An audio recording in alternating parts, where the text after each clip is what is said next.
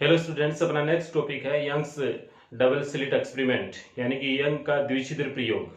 ठीक है, यंग के द्विछिद्र प्रयोग में हम व्यतिकरण प्रतिरूप को किस प्रकार से प्राप्त कर सकते हैं उसके बारे में विस्तार से चर्चा करने वाले हैं। ठीक है, ये इंपॉर्टेंट टॉपिक भी बनता है कि यंग्स द्विस्लिट एक्सपेरिमेंट क्या है, इसका डायग्राम बनाएं। ठीक है, तो किस प्रकार से एक्सपेरिमेंट हम परफॉर्म करते हैं इसके लिए हम सबसे पहले जानकारी लेते हैं। तो सबसे पहले हम कुछ और बात कर लेते हैं कि यंग ने 1801 में व्यतिकरण प्रतिरूप को प्राप्त करने के लिए एक एक्सपेरिमेंट किया। यंग ने 1801 में व्यतिकरण प्रतिरूप को प्राप्त करने के लिए एक एक्सपेरिमेंट किया। उस एक्सपेरिमेंट का ही नाम है यंग द्विस्लिट प्रयोग। द्विस्लिट का मतलब है द्विछिद्र, छिद्र भी बोल सकते हैं, स्लिट को हम छिद्र भी बोल सकते हैं। ठीक है, तो 1801 में व्यतिकरण का प्रतिरूप प्राप्त किया। ठीक है, और उससे पहले आपको एक बात और भी जानकारी है कि जो प्रकाश के जो तरंग सिद्धांत दिया था, हाइगे ने प्रकाश का जो तरंग सिद्धांत दिया था, वह उस जमाने में न्यूटन का ज्यादा दबदबा होने के कारण उसको ज्यादा तवज्जो नहीं दिया गया था। फिर 1801 में यंग ने जब व्यतिकरण का प्रतिरूप प्राप्त करने के लिए तरंग सिद्धांत के आधार पर यदि ये एक्सपेरिमेंट किया, तब तरंग सिद्धांत को उच्च मान्यता मिली थी। ठीक है, इसके बाद में हम देख रहे हैं कि यंग ने किस प्रकार से यह जो सेटअप है पूरा किया। ठीक है, तो यहां पर हम क्या ले रहे हैं, सूर्य का प्रकाश ले रहे हैं। ठीक है, तो सूर्य के प्रकाश के सामने यंग ने यहां पर एक कार्ड बॉक्स रखा, और इस कार्ड बॉक्स में एक छेद किया। ठीक है, इस छेद के सामने उन्होंने एक पर्दा रखा, और उस पर्दे में बराबर बराबर डिस्टेंस पे दो और अन्य छेद किए। ठीक है, सूर्य का प्रकाश इसमें एंटर हुआ, फिर इससे बराबर बराबर दूरी पर यहाँ पे दो छेद किए, तो इनसे जो आने वाला प्रकाश है इस पे आपतित हुआ, और इस प्रकार से आगे यह प्रकाश बढ़ता गया। फिर यहाँ जाकर यहाँ पर इस पर्दे पर व्यतिकरण प्रतिरूप प्राप्त किया। व्यतिकरण प्रतिरूप का प्राप्त का मतलब ये है कि यहाँ पर जो इसका छाया चित्र बनी, यहाँ पे जो प्रकाश पहुंचा वो इस प्रकार से पहुंचा, इस प्रकार से एक लेयर सी बन गई,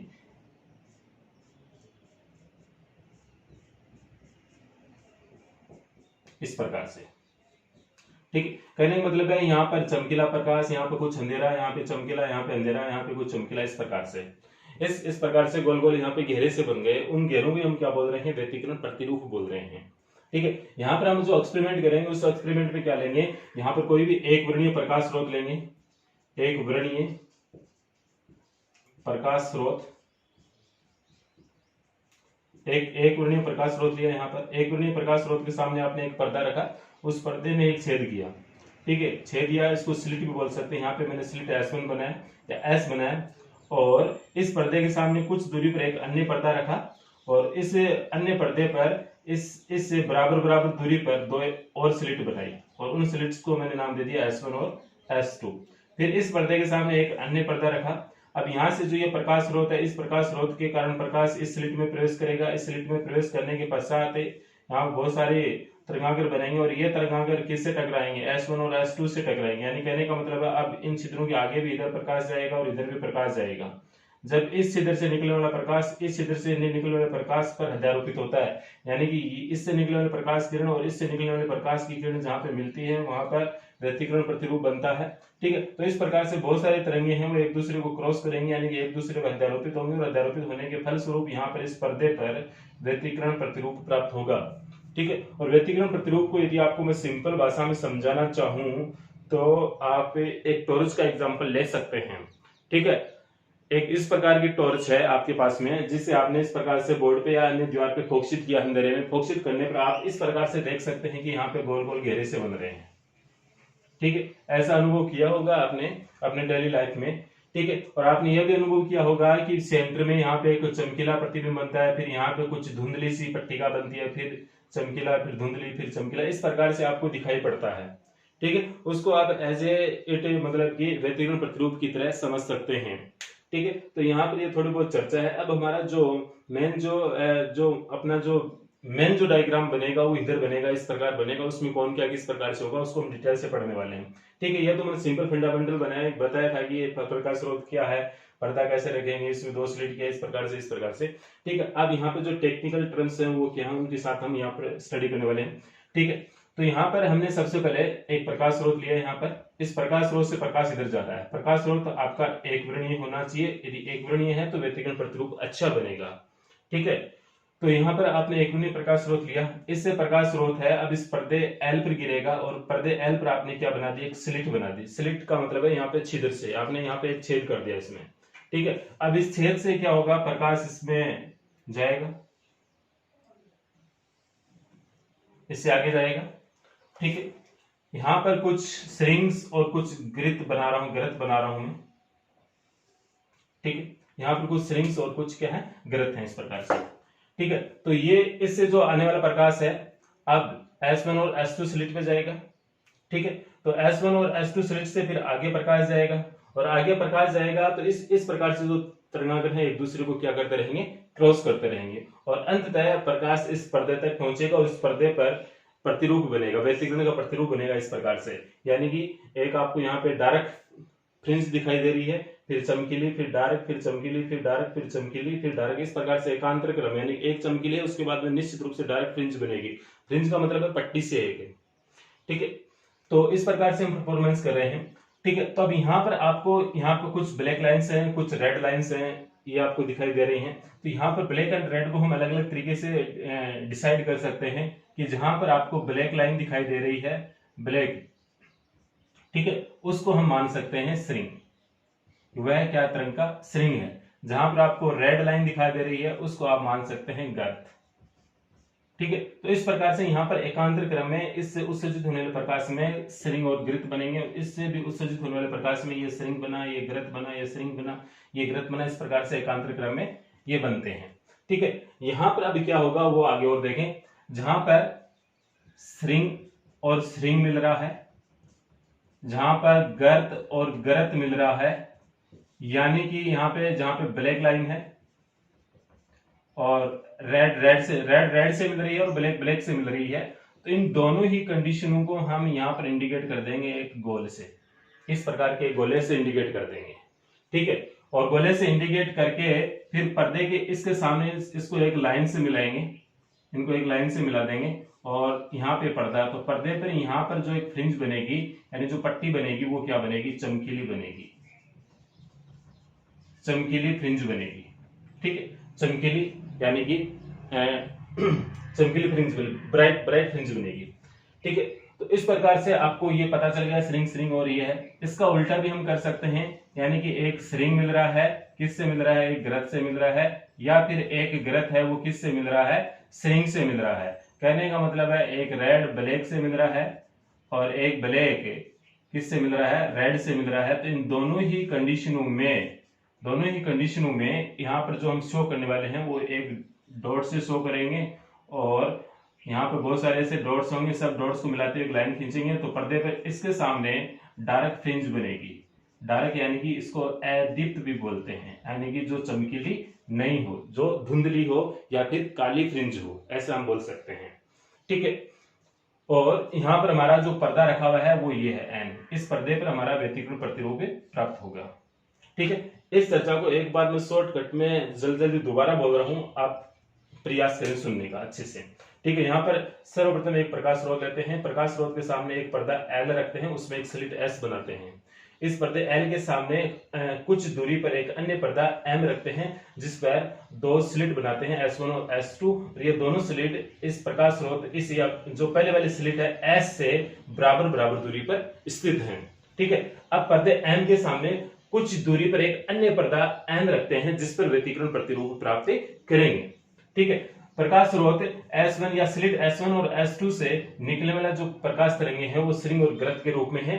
जहां जहां ब्लैक लाइन है वहां श्रिंग है, और जहां रेड लाइन है वहां क्या है, ग्रत है, ठीक है। जहां पर दो श्रिंग या दो ग्रत मिलते हैं वहां पर उनके सामने हमें एक गोल बनाएंगे, एक गोले ग्रुप से इंडिकेट करेंगे, और उनको मिलाने वाली एक लाइन जो खींचेंगे, जो पर्दे से मिलेगी, तो पर्दे के उस भाग पर एक चमकीली फ्रिंज बनेगी, यानी ब्राइट फ्रिंज बनेगी, ठीक है। और फिर श्रिंग और ग्रत, यदि एक श्रिंग ग्रत से मिलता है या एक ग्रत श्रिंग से मिलता है, तो वहां पर मिलने वाले स्थान पर हम एक डॉट लगाएंगे और सभी डॉटों को मिलाते हुए पर्दे से मिलाएंगे, तो पर्दे पर उस स्थान पर एक डार्क फ्रिंज बनेगी, यानी कि अदीप्त फ्रिंज बनेगी, यानी कि थोड़ी धुंधली फ्रिंज बनेगी, ठीक है। तो यहाँ पर हम अब मिलाने वाला काम कर रहे हैं, ठीक है।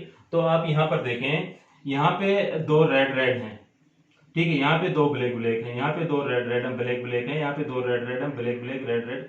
ठीक है, इस प्रकार से पर्दे पर इनके सामने कौन सी फ्रिंज बनेगी, तो यहाँ पर हम इंडिकेट करेंगे एक गोले से और एक डॉट को करेंगे। गोले को किससे करेंगे, जहां ब्लैक ब्लैक मिल रही हो या फिर रेड रेड मिल रही हो।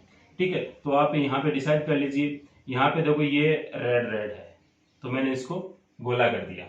ठीक है, अब यहाँ पर कुछ आगे चले तो यहाँ पर ब्लैक ब्लैक है, यहाँ पे रेड रेड है, यहाँ पे ब्लैक ब्लैक है। ठीक है, यहाँ पे रेड रेड है और यहाँ पर ब्लैक ब्लैक है। तो पर्दे पे इसके सामने यदि हमको एक खींचती हुई लाइन खींचेंगे तो पर्दे पे यहाँ पर क्या बनेगी, चमकीली फ्रिंज बनेगी। यहाँ पर क्या बनेगी, चमकीली यानी कि ब्राइट फ्रिंज बनेगी। फिर इसके पश्चात देखो यहाँ पर एक ब्लैक और एक डार्क है, एक ब्लैक और एक रेड है, यहाँ पर एक ब्लैक और रेड है, यहाँ पे ब्लैक और रेड है, ब्लैक और रेड है। तो इनके सामने यदि मिलती हुई यदि यहाँ पे हमको लाइन खींचेंगे तो यहाँ पर जो फ्रिंज बनेगी वो क्या बनेगी, डार्क बनेगी। डार्क को आप डी से इंडिकेट कर सकते हैं। इसके पश्चात आप थोड़ा सा यदि ऊपर चलोगे तो यहाँ पे रेड है, तो ये आपको रेड रेड या ब्लैक ब्लैक मिले तो इस प्रकार से आपको गोला करना है। तो यहाँ पे मैंने गोला कर दिया, यहाँ पे black black red red black black, और इनके सामने यदि आप पर्दे पर एक लाइन खींचोगे तो यहाँ पर क्या बनेगी, फिर आपके पास में यहाँ पर एक ब्राइट फ्रिंज बनेगी। ठीक है, तो इसी प्रकार से आप एकांतर क्रम में इस प्रकार से चलते रहोगे तो इस प्रकार से एक के बाद एक आपको फ्रिंज मिलती रहेगी। और अन्य और भी लाइन यदि आप मिलाते हो तो यहाँ पर देखो इसकी नीचे वाला लाइन मिला रहा हूँ, यहाँ पे रेड और ब्लैक है, डॉट से रेड और ब्लैक है, रेड और ब्लैक है। इस प्रकार से इनके सामने भी पर्दे पर क्या बनेगी, यहाँ पर डार्क फ्रिंज बनेगी। ठीक है, और पर्दे के केंद्रीय भाग पर यहाँ पर ब्राइट बनेगी। ठीक है, ब्राइट बनेगी, यहाँ पे ब्राइट, यहाँ पे फिर क्या हो जाएगी, डार्क, ब्राइट डार्क। ठीक है, ब्राइट फिर क्या बनेगी, डार्क। इस प्रकार से पर्दे पर एकांतर क्रम में ब्राइट और डार्क फ्रिंजें लगातार बनेंगी।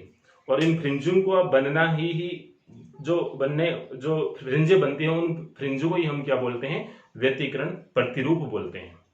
ठीक है, इसमें कोई ज्यादा कोई लंबी चौड़ी कोई भाषा नहीं है। यहाँ पर यदि आप नोटबुक में इस डायग्राम को यदि बनाए हैं तो वहां पर आप एक कंटिन्यूस लाइन खींच सकते हैं और दूसरी यहाँ पे आप डॉट डॉट लाइन खींच सकते हैं। एक कंटिन्यूस लाइन खींच सकते हैं और एक डॉट डॉट, फिर एक कंटिन्यूस, फिर एक डॉट डॉट लाइन।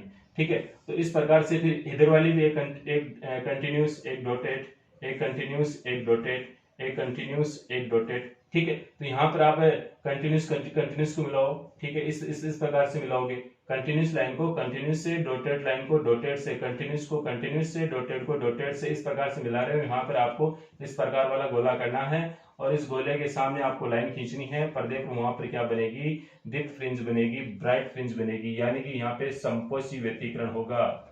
जहां पर चमकीली फ्रिंज बनती है वहां पर क्या होगा, संपोषी व्यतिकरण। संपोषी व्यतिकरण यानी कि यहाँ पर तीव्रता क्या होगी, अधिकतम होगी। जहां पे डायरेक्ट फ्रिंज बन रही है वहां पे तीव्रता कम होगी, तो यहाँ पर क्या होगा, विनाशी व्यतिकरण होगा।